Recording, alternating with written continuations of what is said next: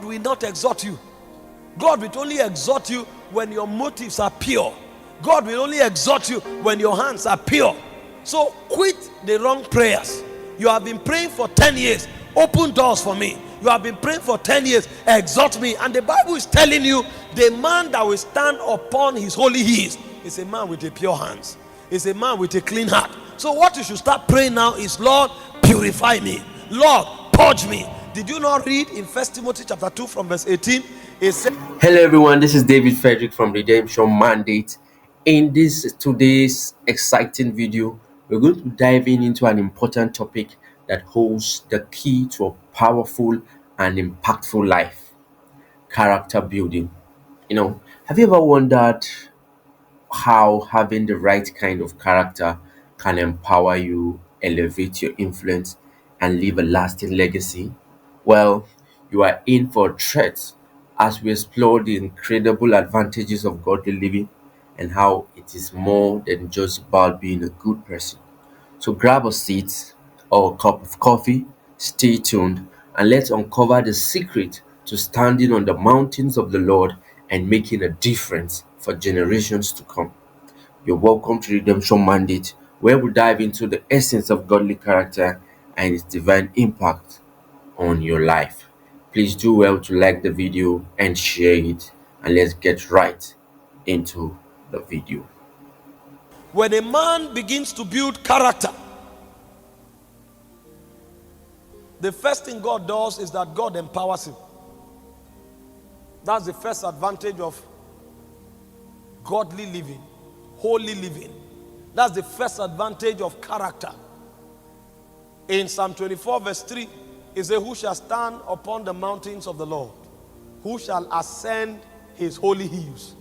That means, who will God give the opportunity to wield the scepter of authority? Who will God give visibility over a generation? Who will God give control of a people? Who will God allow authority to impact a generation? And the Bible began to tell us. He said, him that is of a clean hands, him that is of a pure heart, that have not lifted up his soul in vanity. That means, if your hands are not clean, if your heart is not pure, if your heart is not in brokenness and humility, it says God will be the one resisting you.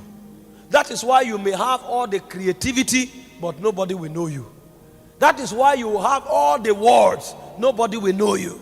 That is why you have all the invention, nobody will take advantage of it, because it said, if it's God, for God to exhort you over a generation, for God to give you authority over a generation, what God looks at is not what you can do, it's who you are. Is your hand clean? Is your heart pure? Is your soul lifted up in vanity? If all of these credentials are there, then God will exhort you over his hills. And remember what happens to a man that God have ascended or caused to ascend over his hills. What did the Bible say? In Micah chapter 4 verse 1, it said, all the nations will say, let us go to the house of the Lord. Let us go to his holy hills. He said, for out of Zion proceeds the law. That means, where direction comes for the nations is on the mountains of God. And so the man who is on the mountain of God gives direction to the nations. He influences the nation. He inspires the nation. He tells the nations what to do. But who is the man that God will give the opportunity to stand on his holy mountains? Is the man that is of a clean hands. It's a man that is of a pure heart. So if you want to have authority to influence a generation, you want to have authority to influence a nation, what you should focus on is not God lift me. It's actually God purify me. Because if you are purified, there is one place God will keep you. It's upon the holy mountains of God. And if you're on the mountains of God, the nations of necessity will seek you, because you will be the one to give them direction. The Bible said God exalts the humble, but he said he resists the proud. He resists the proud. He giveth grace to the humble. What does grace do? Grace comes to cause you to stand out. It can come in form of wisdom. It can come in form of creativity. It can come in form of empowerment. That's what it means to stand on the mountain of God. There are many people today who are wondering why they have such a golden voice, yet nobody hears them. Because they have not been exalted. There are many people today that have 1,001 ideas that would have changed their world. But everywhere they submit their proposal, it is trashed. And they are wondering, why would these doors not open? Why would these opportunities not be given? Because God will not exhort you. God will only exhort you when your motives are pure. God will only exhort you when your hands are pure. So quit the wrong prayers. You have been praying for 10 years, open doors for me. You have been praying for 10 years, exhort me. And the Bible is telling you, the man that will stand upon his holy hills is a man with a pure hands. Is a man with a clean heart. So what you should start praying now is, Lord, purify me. Lord, purge me. Did you not read in 1 Timothy chapter 2 from verse 18? It said, if a man purges himself, he said that man is meet and qualified for the master's use. That means when your life is full of garbages, the focus of God is not your exhortation. The focus of God is actually your purification. Because if God exhorts you in error, you are finished. Did you not read about Adam? God created Adam to rule over the whole earth. In fact, when God blessed Adam, he said, have dominion over the birds of the air, the fish of the water, and everything that creepeth upon the face of the earth. The moment Adam defied himself, God drove him out of the garden and sent him into obscurity. Why would God send a man designed to rule over the earth into obscurity? Because if that man is exalted in error, he will be eternally condemned. There are most of us today that the level of money we should handle, God himself is the one stopping us from handling it. Because if we handle that money today, it will fester our corrupt nature, and a point will come we will never be redeemed again. Most of us, the ideas we have today, the president of nations are supposed to come for it, but God will insist it doesn't happen. Because if that level of influence comes, we will never be recovered again. We will be so lost that even if the whole power in heaven were to be channeled in our direction, we will be beyond recovery. So what God will do is that he will keep those doors waiting for the day that you are purified.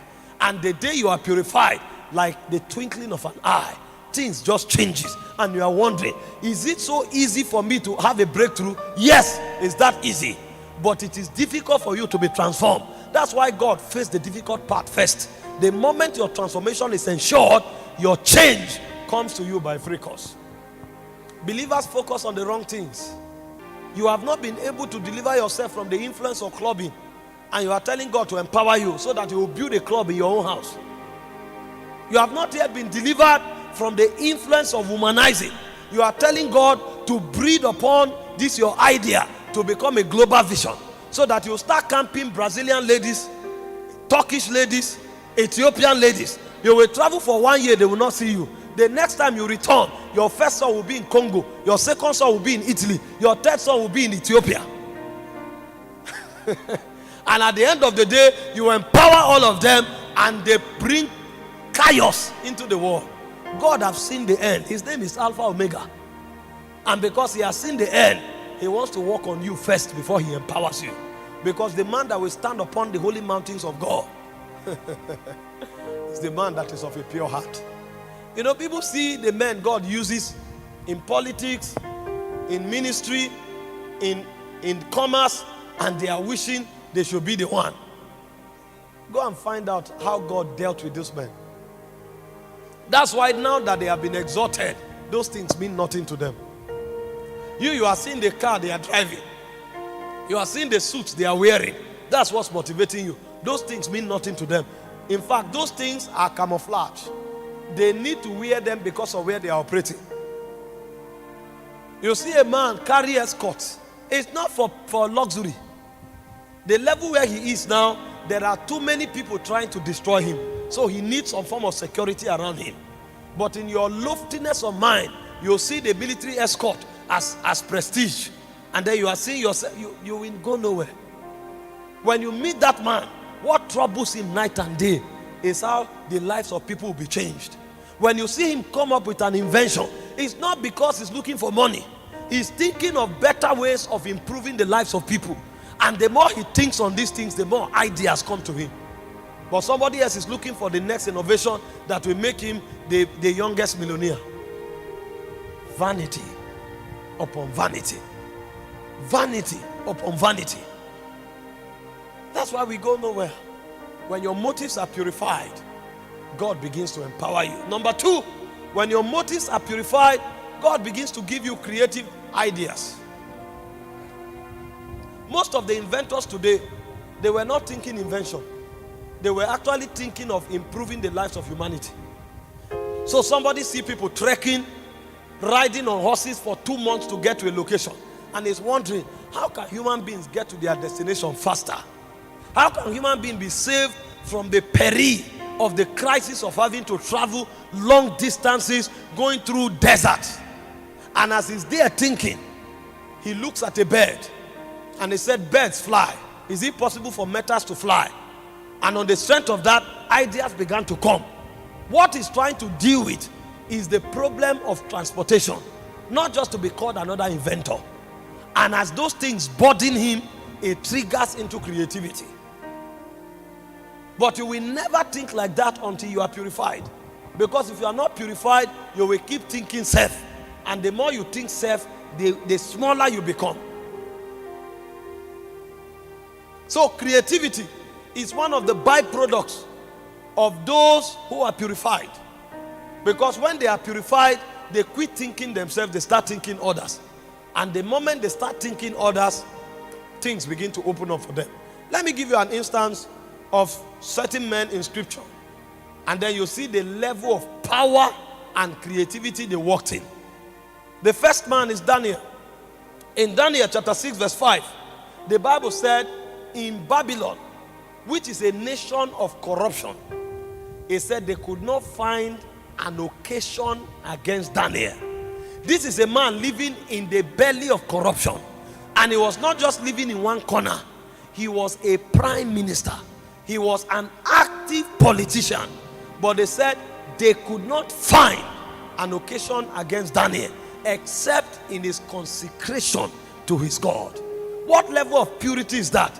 In fact, in Daniel chapter 1 verse 8, the Bible said Daniel proposed in his heart that he will not defile himself with the portion of the king's meat. So it was not something happening by coincidence. It was a deliberate stand taken by Daniel. I am in Babylon, but I will not be corrupt by Babylon. And 2 verses after, you will hear that Daniel and his friends were 10 times better than their peers. They entered an overwhelming level of mental power that they were 10 times. And their peers are not people reading books. These were astrologers. These were witches. People that had a spiritual advantage because of purity. The Bible said Daniel and his friends became 10 times better than them. That means any thought these men have, Daniel was already 10 times ahead.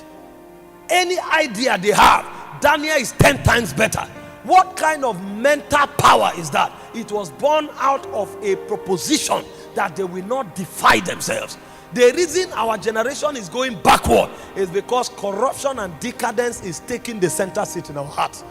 Have you not noticed? Go to the universities today, you hardly find people having breakthrough in different aspects of science, in different aspects of education. Why? Because our campuses today is being replaced by fornication and immorality. So the kind of mental power people had in those days is no longer there. Have you found any student who clubs, fornicates, come out with an A? You can't do it. It eats your soul. Paul said, flee youthful lust that wages war against your soul. It kills your mind. But when you begin to consciously live a pure life, your mind starts being empowered. Daniel is a graphic example in scripture. And he was not just creative. This guy ruled Babylon. And Bible history will let us know that he was relevant to the government of Babylon for 65 years. He saw 4 different kings rise and fall. What kind of authority is that? And it's not like the Bible told us that this guy was specially gifted. We were only told that he refused to defile himself. We were only told that he committed himself to God in prayer. And suddenly, the king could do nothing without Daniel. In fact, a point came, the Bible said the king thought to himself to make him president over all the realms. If you begin to give attention to purifying yourself and refusing yourself to be defied, you will be shocked the level of inventive power that will come to you, because a lot is tied to your purity. Praise the Lord. It's beyond just coming to church and receiving impartation and falling down. If you keep your vessel, you become a junction of inspiration. God will load you with inspiration. Angels will load you with inspiration.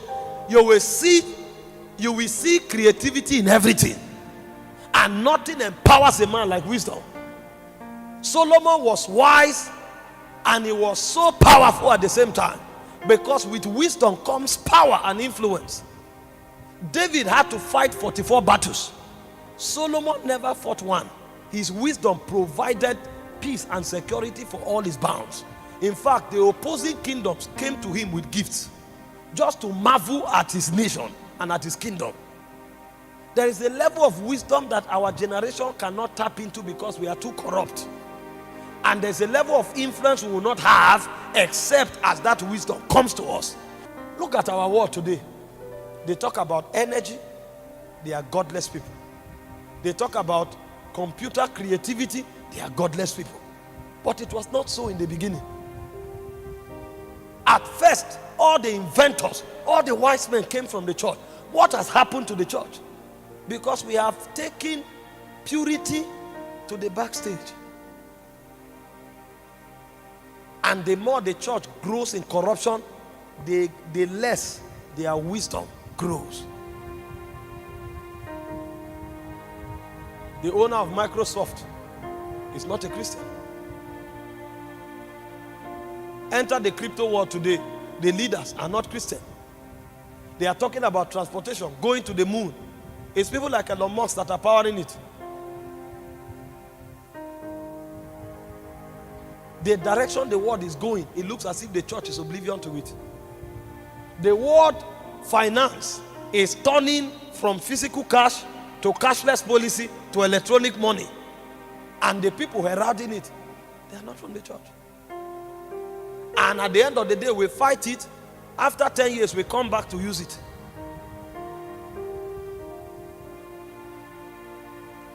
The reason is because our creative power is not just tied to reading.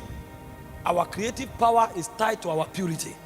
Because every time the church emphasizes purity, there is a wisdom investment that is given to the church. Daniel was 10 times better than his colleagues because of purity. Number 2, you look at Joseph. In Genesis 39 verse 9, he said, how can I do this wicked thing and sin against God? How can I do this wicked thing and sin against God? What? You are about to be exalted in a house. You were sold into a country as a slave. The only opportunity you have, you are turning it down because of your purity. Are you crazy? But the young man would rather remain a slave than to defile himself or to do evil against his master. And as if God was unfaithful, they bundled him, accused him, labeled him a rapist for 14 years, threw him into prison. A slave, as if that status was not enough, he was now labeled a rapist, attempting to rape his master's wife. He carried that stigma for 14 years. He was thrown into the prison. Nobody cared about him. But he would rather keep his purity. Even if he lost everything, he will not lose his purity. And something happened. In Psalm 105, from verse 17, the Bible said, until the time that his word came, the word of the Lord tried him. He said the king sent for to lose him, even the ruler of the people. He made him lord of his house and ruler of his substance. He gave him authority to bind his princes at his pleasure and to teach his senators wisdom. But what conferred upon him that power? When the king sent for him, I had a dream. What does your dream mean? He interpreted the dream by the instrumentality of a gift that God gave him. But the gift was not what exalted him. It was wisdom that exalted him. After he interpreted the gift, he said, let the king look for a wise man that will be able to look over the affairs of Egypt. And immediately the king said, who in this land is wiser than you? And he put him in charge of Egypt. Where did that wisdom come from? Why will I do this wicked thing against God, against my master, and sin against God? He bore that reproach for 14 years. But what came out of that reproach was to become the ruler over Egypt. A day came, he bought all the land of Egypt, except the land of the priest.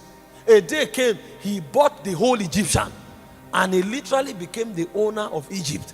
That level of power did not come because he read the book of the astrologers. That level of power came because he refused to defile himself.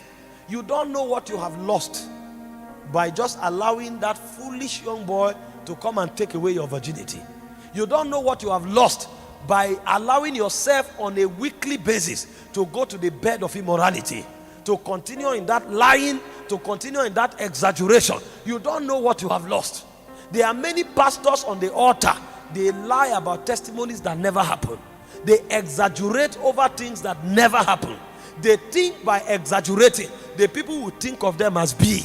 Honor does not come from your exaggeration. He said promotion does not come from the south, nor the east, nor the west. He said promotion cometh from the Lord. When you stay pure and keep yourself humble under God, when God decides to shift you, even your enemies will be compared to serve you.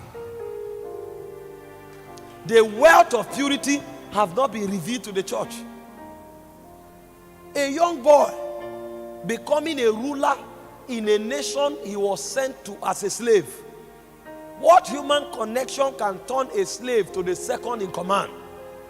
Pharaoh himself said, you are answerable to no one except me and the throne. Even the Potiphar that bought him became his steward. What human connection can confer that? Somebody will live here today and pay the price to purify his or herself. You may not know what you've lost. There are many ideas in your spirit that will never be crystallized because your impurity is fighting your creativity. And as it fights your wisdom, fights your creativity, it's fighting your influence. People are not exhausted. Do you think God helps us? Do you think God helps us just because we preach good messages? What are we preaching that have not been preached? What are we preaching? Go online and find out the stuff that is on the internet.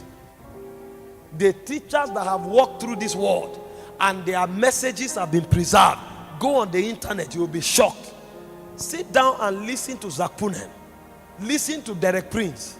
Sit down and listen to David Paulson. Go and sit down and listen to some of these guys on the internet, Madame Guyon. Go and hear what they have preached. Go and listen to Robert Law. And you will find out that our generation have not even started reading the Bible. Go and listen to Watchman Nee. And then you will know you didn't come for a meeting because of message. If it's about message, there are technocrats, biblical technocrats, that have stuffed the internet with materials. You think God exalts men because they are preaching a message that has not been heard? When a man walks in purity, God literally puts his dread upon him. The people will reverence him, they won't know why. They will honor him, they won't know why. Sometimes you are listening to the message, you can't even take any note, but you cannot but listen because God has put something there. You don't know what you are missing by allowing yourself to be defiled. Daniel said, we will not defile ourselves with the portion of the king's meat. Joseph said, I will not do this wicked thing and sin against God. The end of such men usually is greatness. Did you notice that both of them were slaves? No human connection, no advantage. They were not even in their own country. They were sold as slaves to foreign lands. But in those foreign lands, without human connection, purity guaranteed them the highest place in those nations because they stepped into wisdom that nobody had. In fact, The queen herself testified concerning Daniel. He said, in him is the spirit of the holy gods. He said, light and understanding, excellent wisdom is found in this Daniel. He said he has the ability to dissolve doubts and to explain hard sentences. That's a queen giving record about a man who is supposed to be a slave. Don't allow the devil rob you of your inheritance because of those evil desires. Don't allow the devil rob you of your inheritance because of that 1 month relationship that is targeted at taking your greatest wealth. Someone called me last night, was weeping.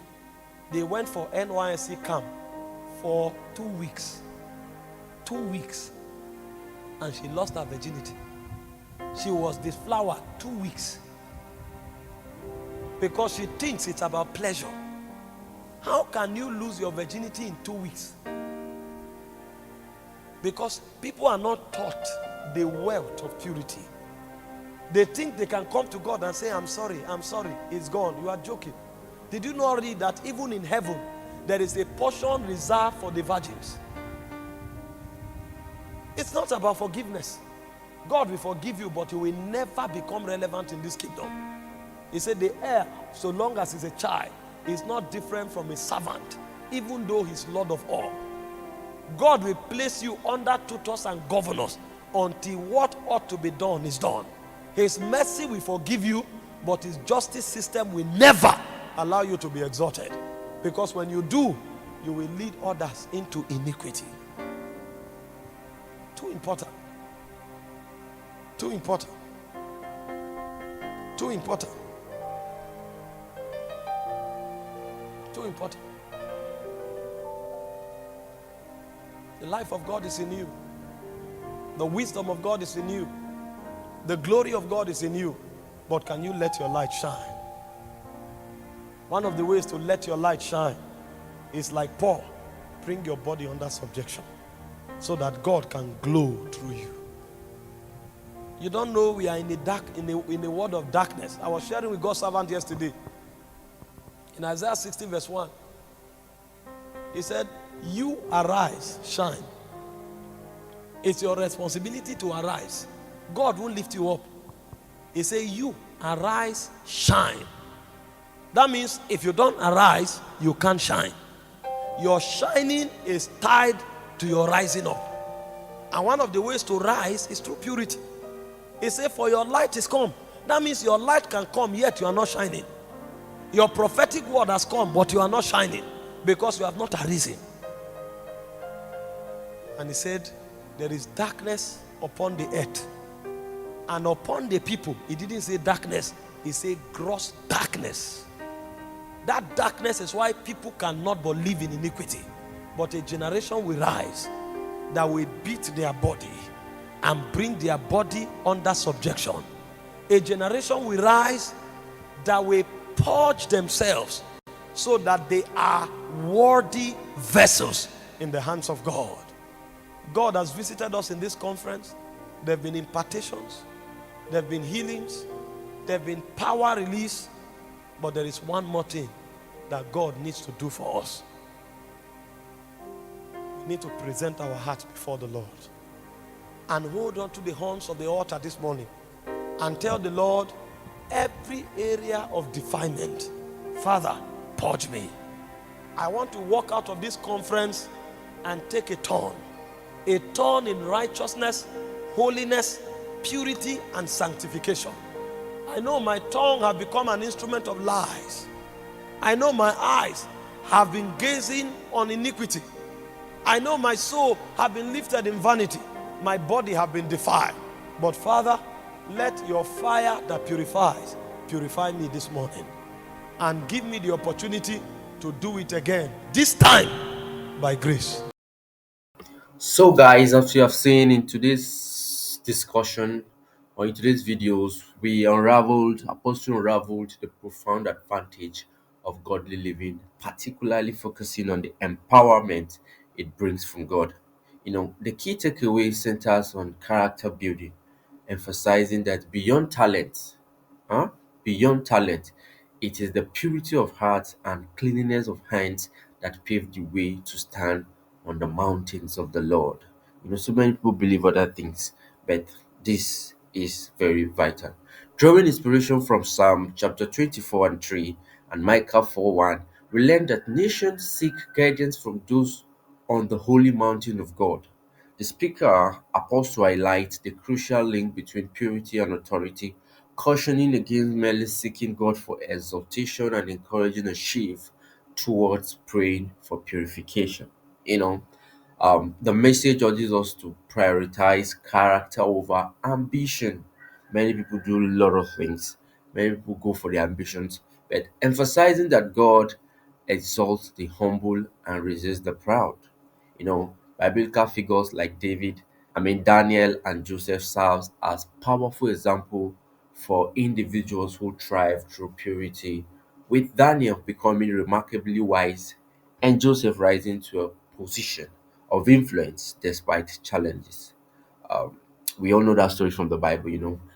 The overreaching theme is clear: the transformative power of a pure heart and its direct correlation to authority on the mountains of God. The call to purity extends to resisting corruption, immorality, and wrongful ambition, shaping a life that leaves a lasting impact. So, as we conclude this video on the profound impact of godly living on character, empowerment, and influence, remember that the call to purity is an ongoing journey. By prioritizing a pure heart and clean hands, we position ourselves for divine empowerment and authority on the mountains of the Lord.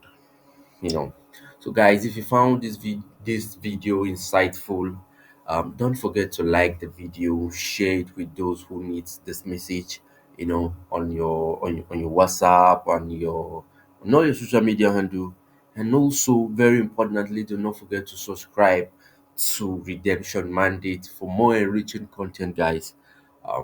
Keep nurturing that godly character, and may your life be a beacon of influence on the mountains of God. Thank you for joining us today, and until next time, stay inspired, stay empowered, and keep standing tall on the mountains of the Lord. This is David Frederick signing off from Redemption Mandate. Take care, and God bless you.